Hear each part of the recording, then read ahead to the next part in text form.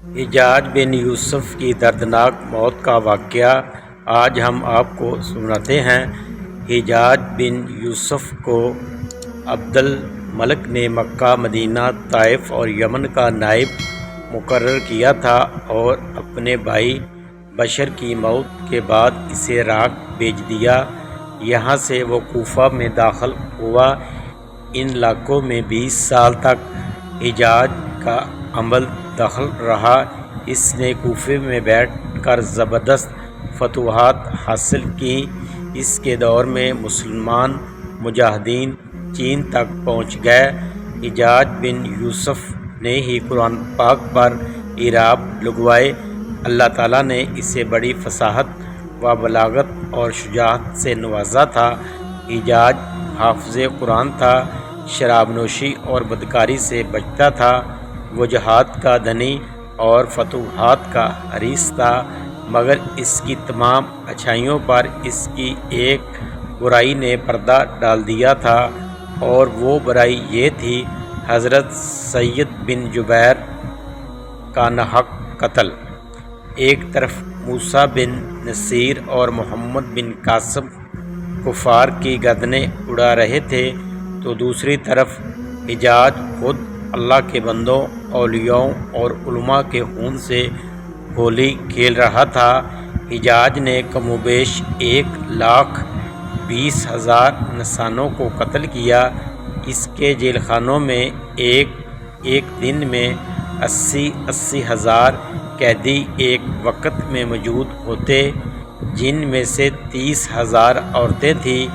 اس نے جو آخری قتل کیا وہ عظیم تابعی اور زاہد پارسا انسان حضرت سعید بن جبیر رضی اللہ تعالیٰ عنہ کا تھا۔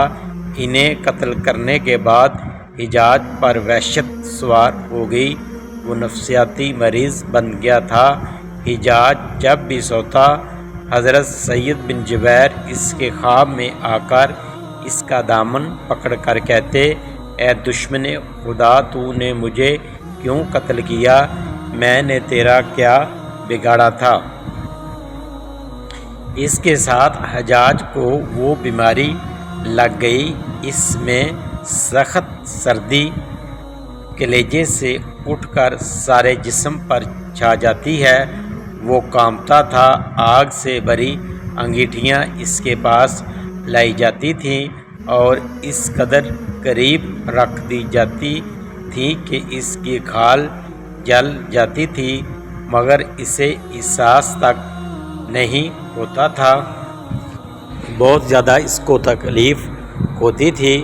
حکیموں کو دکھانے پر انہوں نے بتایا کہ پیٹ میں درد ہے۔ ایک طبیب نے گوشت کا ٹکڑا لیا اور اسے دھاگے کے ساتھ باندھ کر حجاج کے حلق میں اتار دیا۔ تھوڑی دیر بعد دھاگے کو کھینچا تو اس گوشت کے ٹکڑے کے ساتھ بہت عجیب نسل کے کیڑے لگے ہوئے تھے۔ ان سے اتنی بدبو آ رہی تھی کہ جو پورے 1 مربع میل کے فاصلے پر پھیل گئی۔ درباری اٹھ کر بھاگ گئے۔ حکیم بھی بھاگنے لگا۔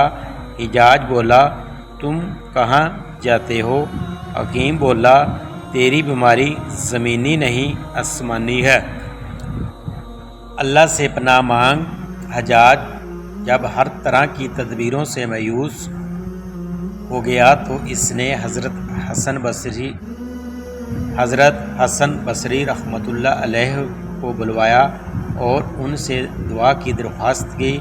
وہ حجاج کی یہ حالت دیکھ کر رو پڑے اور فرمانے لگے، میں نے تجھے منع کیا کرتا تھا کہ نیک بندوں کے ساتھ چھیڑ چھاڑ نہ کرنا، ان پر ظلم نہ کرنا، مگر تو باز نہ آیا۔ بیان کیا جاتا ہے کہ حضرت سعید بن جبیر رضی اللہ تعالیٰ عنہ کی وفات کے 40 دن بعد ہی حجاج کی بھی موت ہو گئی تھی۔ جب دیکھا کہ بچنے کا مکان نہیں تو قریبی عزیزوں کو بلایا، جو بڑی کراہت کے ساتھ حجاج کے پاس آئے۔ وہ بولا، میں مر جاؤں تو جنازہ رات کو پڑھنا اور صبح ہو تو میری قبر کا نشان بھی مٹا دینا کہ لوگ مجھے مرنے کے بعد قبر میں بھی نہیں چھوڑیں گے۔ اگلے دن حجاج کا پیٹ پھٹ گیا اور اس کی موت واقع ہو گئی۔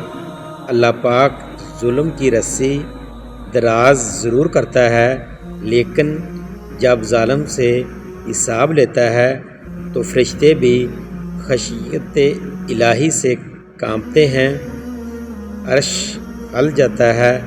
اللہ ظالموں کے ظلم سے ہم سب کو محفوظ رکھے، آمین ثم آمین۔ بہت پیاری پیاری اور اچھی ویڈیو دیکھنے کے لیے ہمارے چینل کو لائک کریں، سبسکرائب کریں اور ویڈیو کو آگے شیئر ضرور کریں۔ شکریہ۔